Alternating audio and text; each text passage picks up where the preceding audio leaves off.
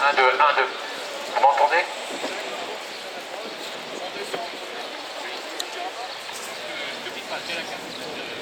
Oui, c'est un peu énergétique.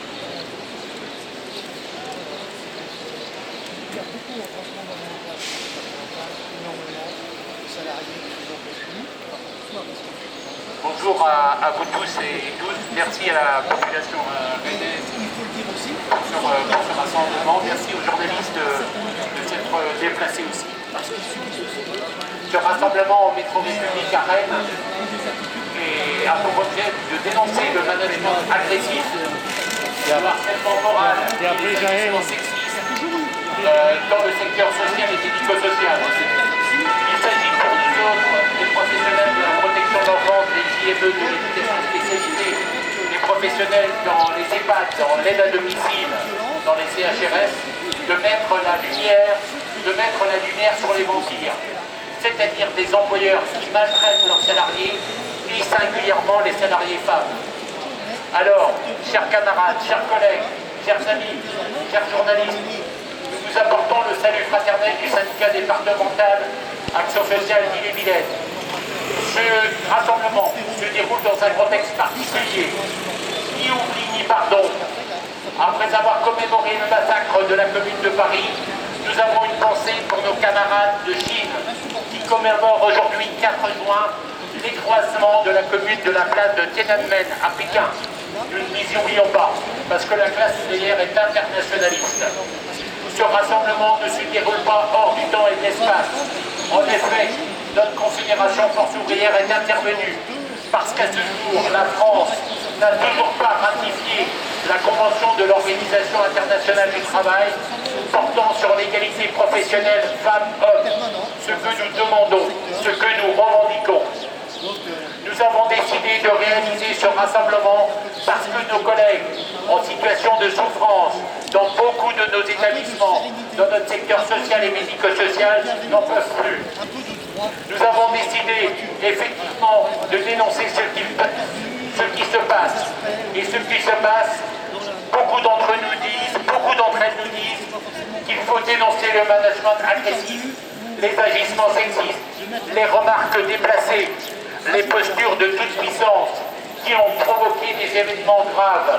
Lorsque nos collègues femmes sont lanceuses d'alerte, bien souvent, les directions des associations et des établissements regardent ailleurs et ont une propension à banaliser la gravité des situations préoccupantes, qui sont pourtant pénalement répréhensibles, illégitimes et qui doivent être proscrites dans la relation de travail et en milieu de travail. En dénonçant les agissements sexistes, nos collègues femmes sont rarement écoutées, ou du moins insuffisamment. Les mesures prises sont notamment dérisoires au regard de la gravité des faits. Dans notre secteur social et médico-social, dans la protection de l'enfance, dans les IME, dans les CHRS, dans les centres sociaux, nous observons et dénonçons des choses inacceptables. De quoi parlons-nous? Nous parlons parfois de collègues femmes qui mettent fin à leur jour, comme dans certains IME. Nous parlons de collègues femmes qui mettent fin à leur jour parce que maîtresses de maison dans la protection de l'enfance. Voilà, et c'est parfois sur temps de travail, parfois sur le temps du week-end ou du dimanche. Et l'inspection du travail a qualifié en accident du travail ce qui prouve l'imputabilité par rapport aux employeurs. C'est important de se le redire. On parle de choses extrêmement graves qui peuvent coûter la vie à nos collègues et c'est pour ça qu'on ne peut pas passer sous silence que la loi du silence doit être totalement bannie. On refuse cette situation. Les choses peuvent changer, les choses doivent changer. Et c'est pour ça que nous combattons cette omerta.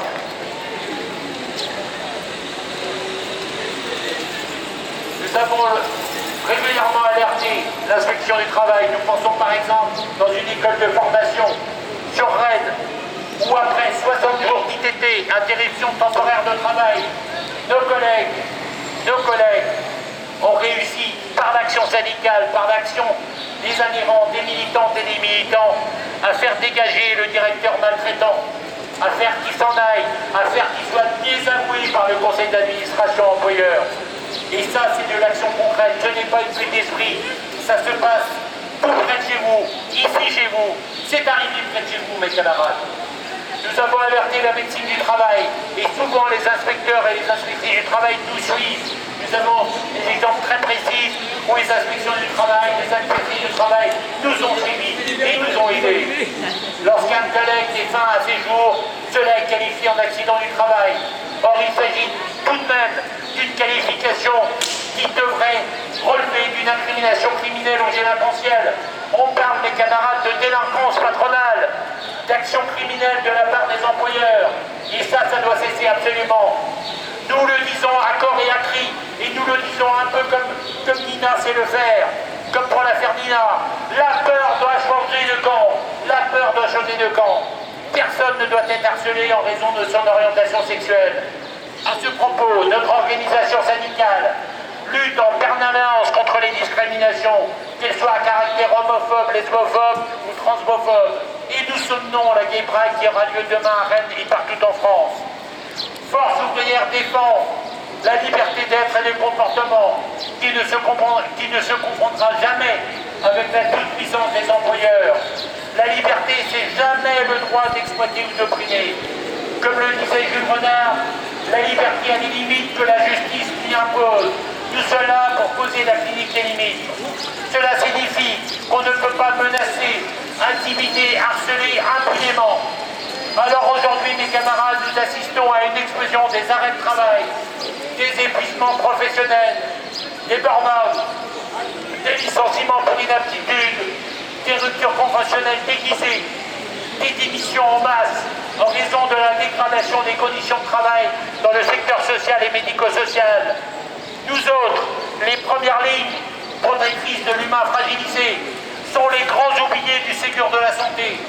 Nous sommes les derniers et les dernières de corvée. Dernières de corvée, offensés, bafoués, harcelés, discriminés, inconsidérés, oubliés, exclus des 183 € d'aide mensuelle pour toutes et tous. On ne passe pas à autre chose à force ouvrière. On maintient cette revendication absolument nécessaire. Dans notre secteur, je vous rappelle, notre secteur était en lutte. Notre secteur dans la petite enfance était en grève, pas plus tard qu'hier. Hier, 3 juin, nos collègues psychologues le seront le 10 juin, parce qu'on remet en cause la liberté de penser la clinique des limites, la liberté clinique du diagnostic, la liberté des écoles de pensée en psychanalyse, en psychologie ou en psychopathologie, la liberté de la clinique éducative. C'est de cela dont nous parlons. Alors oui, mes camarades, la liberté, c'est toujours le droit de penser autrement. Penser autrement dans la protection de l'enfance. Penser autrement dans les IME, instituts médico-éducatifs. Penser autrement dans les CHRS. Penser autrement dans les EHPAD. Penser autrement dans l'aide à domicile. Mes camarades, on vous le dit tout net, on exerce un droit d'alerte parce que la généralisation programmée des plateformes, des logiciels de l'usager, crée une vraie et une grande maltraitance. En renseignant le tout numérique, en renseignant des PowerPoint, des slides, nous faisons exactement l'inverse de ce pourquoi nous sommes faits. Ça réduit le face-à-face éducatif, ça réduit à la portion congrue la relation d'aide. Et ça, mes camarades, ça abîme les professionnels.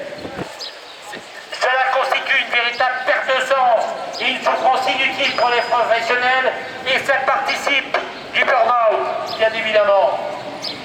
Alors nous autres, les femmes et les hommes, les professionnels, nous sommes sous l'eau, harcelés, harassés par un management agressif. Or, ce que nous voulons est possible. Nous voulons un management care absolument nécessaire à l'accompagnement éducatif, à la prise en charge de l'humain fragilisé. Ce management care, il est absolument nécessaire pour pouvoir élaborer notre pensée. Et je choisis un jeune éménard que j'ai eu l'honneur et l'estime d'accompagner. Bonjour Solaounine, bonjour à toi, bonjour à toute ta famille.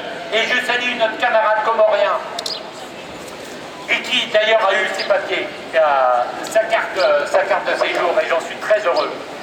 Je tiens aussi à dénoncer la souffrance inutile qui est faite aux professionnels par rapport à la charge de travail incommensurable, la pénurie de postes dans les services MNA, mineurs et jeunes majeurs non accompagnés, Issoula Odine sait de quoi je parle, dans l'éducation spécialisée.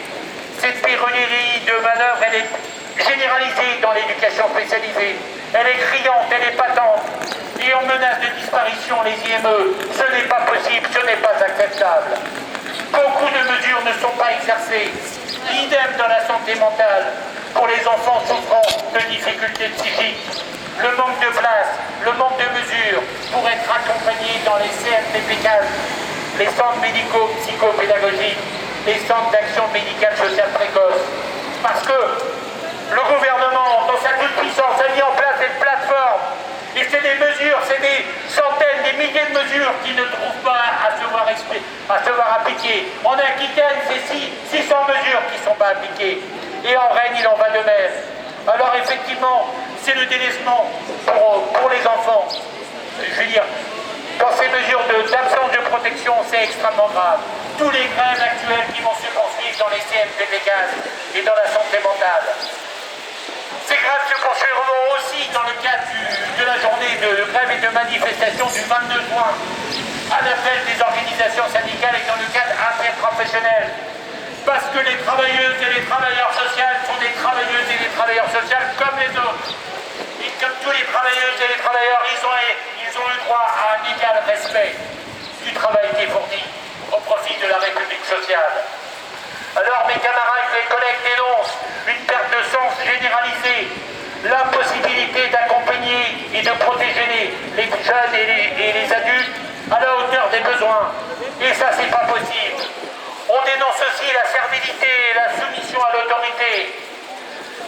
La soumission et à l'autorité, la pression de conformité, ça n'a jamais permis d'accompagner de manière respectueuse et publique confiée. Il en va de même de la déqualification. C'est une problématique généralisée sur le département comme partout en France.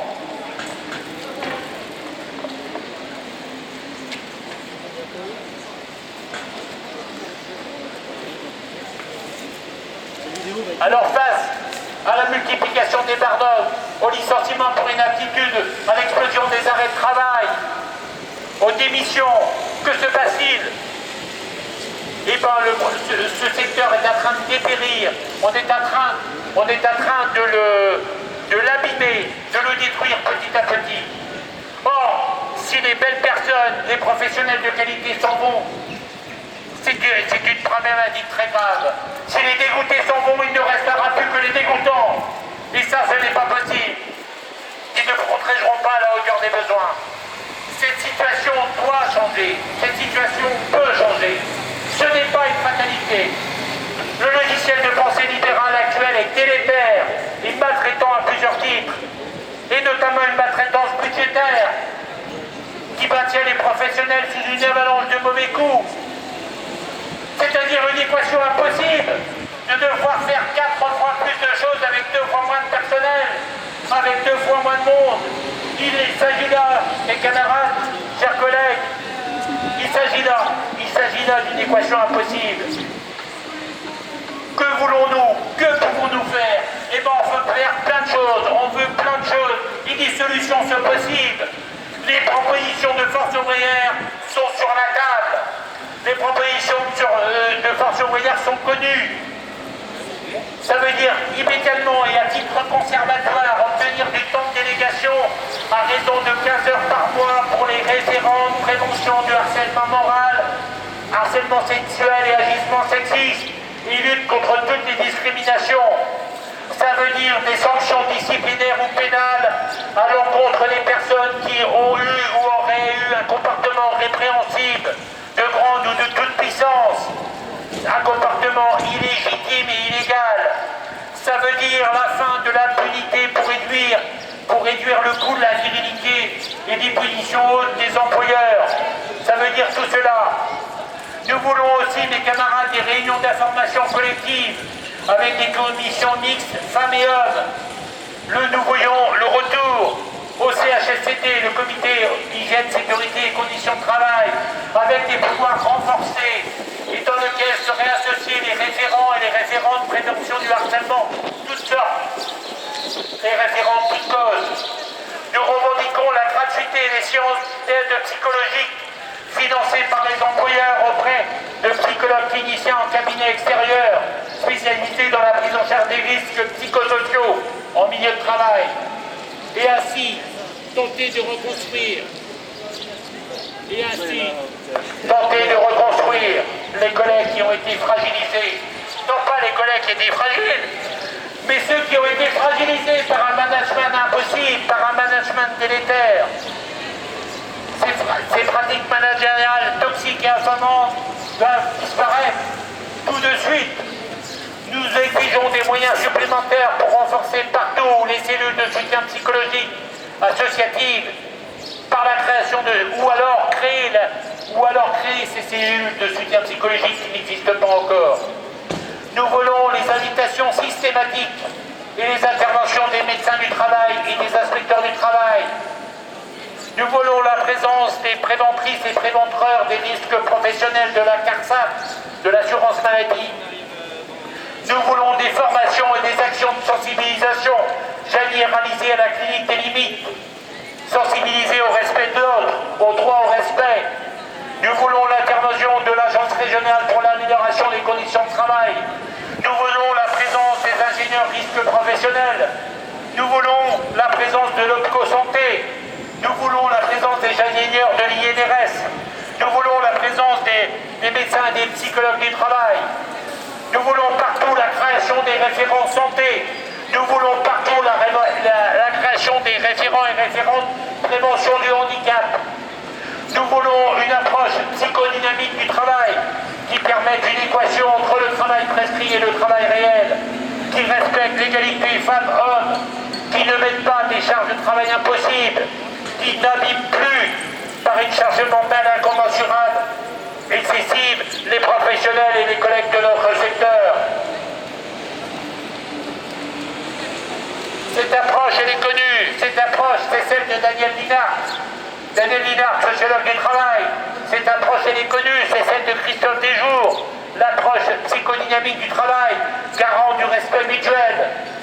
Alors, mes camarades, contre l'iceberg de l'ignorance, contre la souffrance des aidants et des aidantes, nous soutenons l'action syndicale et judiciaire.